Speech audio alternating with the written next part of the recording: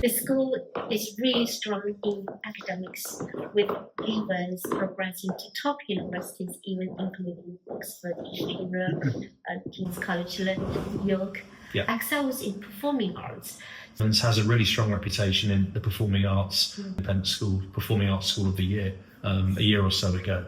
We have really outstanding teachers. So, for example, in science, we have 6 or 7 teachers educated to doctoral level. So, we've got some very, very smart people here. But importantly, people that care about children. It's not just about teaching, it's about facilitating learning and helping them to understand. That's really our role as teachers.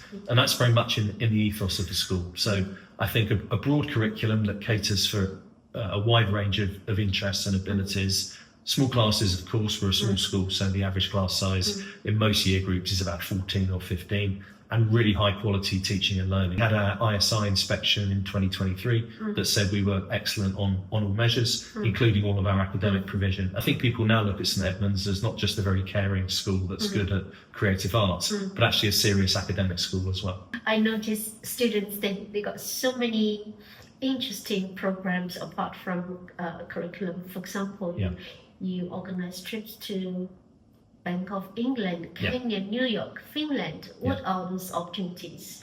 Yeah, I mean, it's a really important part of the education here. And, all those trips you've mentioned are educational visits, and they're there to enhance the learning and the learning experience of children. These trips are there not just to give the children an enjoyable experience, but actually to really stretch their minds and get them to think differently as well. So at the moment we're organising a trip, hopefully to New Zealand, which will be mainly geography, so looking at the incredible geography of New Zealand. And it connects with what the students are learning on the curriculum, but it takes them beyond the curriculum as well. Is it open to everyone who study geography? Pretty much. It depends a little bit on age, the age of the students. So, when we're doing a big trip like New Zealand, you need to be studying geography, obviously, but you also probably need to be 15, 16 years old as a minimum, because physically it's quite a demanding trip, because they're going to be doing lots of hiking, going up volcanoes and various other things. So there are some limits like that, but in principle, yes, it's open to everyone studying that subject. The school is very famous for its welcoming, friendly, homely atmosphere. Well, I hope you felt that when you arrived today. We're Yes, quite I a friendly bunch. Yes, indeed.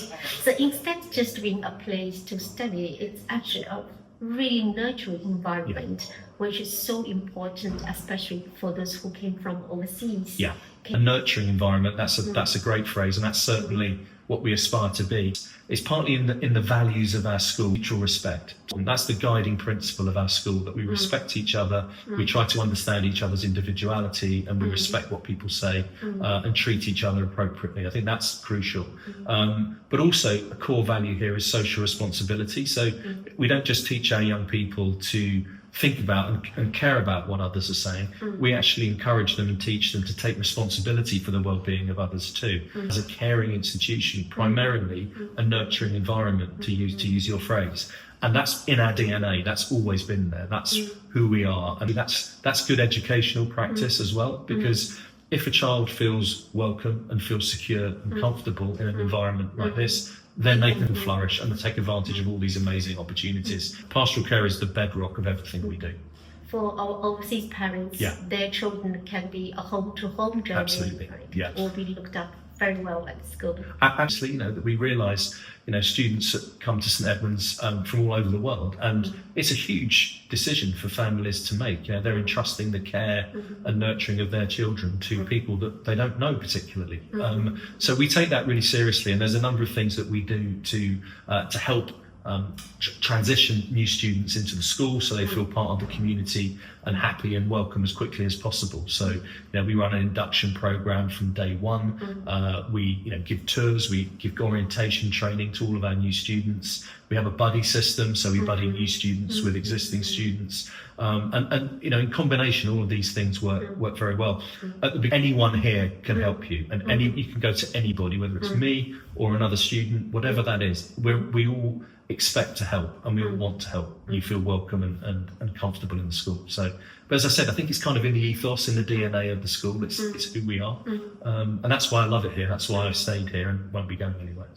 So many years now. 12 years now. Yeah, exactly. 12 very happy years. Well, for me anyway, I don't know about the staff, but for me certainly. Andrea is the same. She said she doesn't want to leave. She has been here for 10 years, right? That's right. Yeah. But I think that's actually a really interesting point. That staff, the staffing here is very stable. People That's do so tend important. absolutely because you can take a child right the way through their education then. And